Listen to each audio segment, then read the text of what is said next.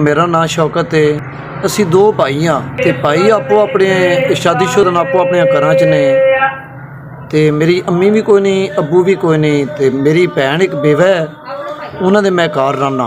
वो भी अपना उन्होंने भी मकान किराए ते ही है ते किसी का काम करके वो भी अपना पेट पालते हैं। तो मैं शुगर का भी मरीज़ हाँ, ब्लड का भी मरीज़ हाँ। शुगर भी मेरी 500 तक चली जाती है, उसकी वजह तो मेरी नज़र नहीं रही।